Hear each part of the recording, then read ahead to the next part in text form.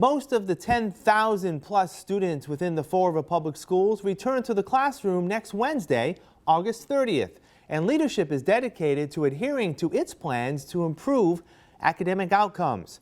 For the third year, the district has been bolstered by state increased funding for local education. Superintendent of Schools Maria Ponce says the increase in money has allowed the expansion of staff and services for students that have made a difference in educational attainment, with still more work to be done. Our students last year came back. They were more ready to learn. We were able to provide interventions and pull them in small groups, work with them, close some gaps. Certainly takes a long time it takes a long time to turn a school, turn a district around, and add a pandemic to it. It's just going to add to that. So people, I know everybody's waiting and saying, okay, you have all this money, let's see the results. We have our kids 6.5 hours to 7 hours a day. We are working hard, and we have an incredibly dedicated team, whether it's teachers, counselors, administrators, top to bottom. We have an incredibly dedicated group of people, but we need to engage our families also in working with us. We're not going to be able to do this alone. This is not work that gets done 6.5 hours a day and then kids go home. They need to have good habits. They need to continue the learning in different ways when they go home, and that work needs to happen. So that's ongoing. The superintendent says the district this year will be promoting the social media hashtag #ShowUpFRPS as a way to engage students' interest in school and lower absenteeism. We have reduced it. We've reduced it considerably, but still our chronic absenteeism, I want to say, was hovering around 40%. That's not good. That means kids are missing 10 or more days of school for whatever reason. Some of it are, there's reasons for it, but we need to do, if the kids aren't in school, they can't learn. So we need our kids to be in school. We need our staff to be there every day. We need our kids to be there every day. And only be out when they absolutely have to. So attendance is going to be at the forefront of everything we do. We are going to remind parents that we are their partners. Kids need to be in school so that they can learn. Teachers can't do their job if kids aren't in front of them. Ms. Pond says the district is still in need of special education, math, and English as a second language instructors before the year starts, but it's in a much better position this summer than a year ago in filling open positions.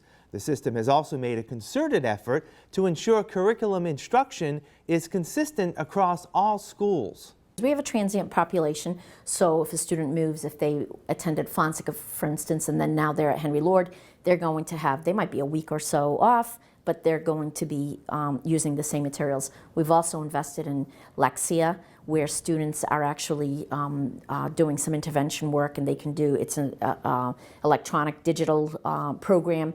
So we are seeing gains and gaps closing. It's self-paced. It takes students where they are and moves them forward according to their progress. So yeah, those investments they're huge, and we are seeing some consistency across the board, that will pay off. The school system is also able to expand its pre-K offerings for the second year in a row. The earlier we intervene, the better. We actually are renting space on Eastern Avenue, and we have the Early Learning Center there. And you're right, the Old Atlantis Charter School, we're opening up in the fall with 9 pre-K classrooms. I will say that 3 of those classrooms are moving over there from Laterno, so they're moving to create space. We're starting with the first 2 floors are ready to go. We're starting with pre-K, and we have a committee that we've put together that we're looking at demographics, looking at school population to see where we have overcrowding, so we can determine how we will populate the following fall the rest of that building, whether it will be a pre-K to 8 or pre-K to 5, depending on where the need is. With the focus on improvement in the classroom, the district is also providing expanded after-school activities in some areas. Well, we have a thriving sports program at the elementary and middle level that they've done a really good job.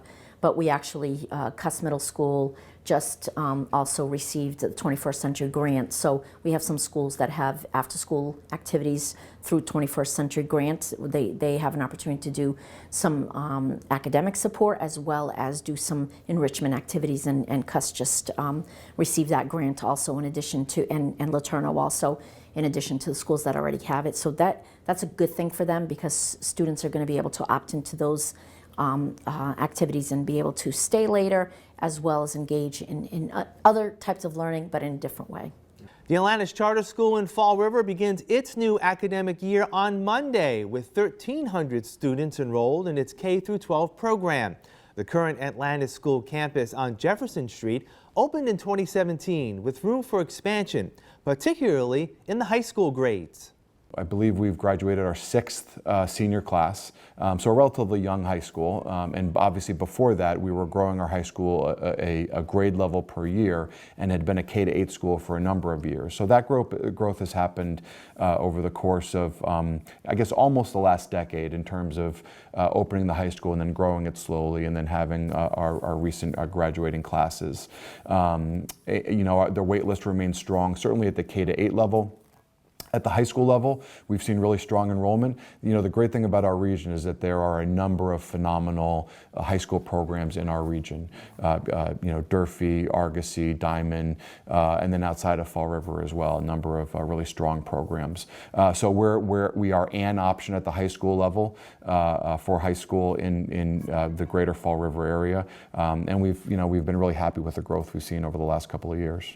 Mr. Beatty says high school students will benefit from being exposed to a myriad of job opportunities through the school's Career Academy. And so the idea here is to expose kids to one of 5 really broad career pathways that they may want to pursue in college or after high school.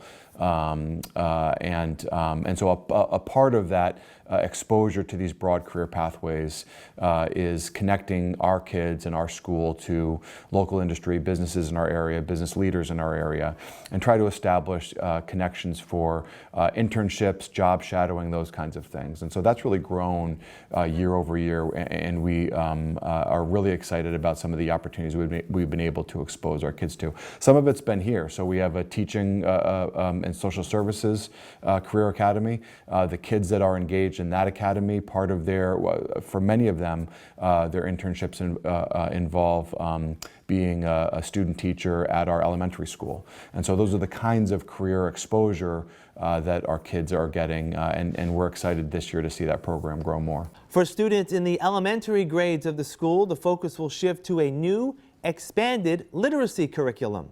Most people know now, particularly in the earliest grades, kindergarten through 3rd grade, making sure that kids have a strong foundation in reading is critical. We had a great program here, great work among our staff, but you know, education is never we've never solved the issue finally, you know, and forever. And so we're constantly looking for ways that we can improve instruction, improve programming for our kids. So this new program is a pretty big initiative for us. It was a pretty significant grant from the Department of Ed, and we had a number of staff in over the summer, spent a lot of time planning and preparing to make some really great improvements in our literacy program. Since the new campus was constructed, the school has been able to expand its athletics offerings to all students. We have a multi-use turf field on our campus here, a baseball field. We were able to add a softball field last year, which we were really proud of. That was a really fantastic addition to our athletics program. And that gets used, all of those fields get used for all of our grade levels as best as we possibly can. It can be tight scheduling at times.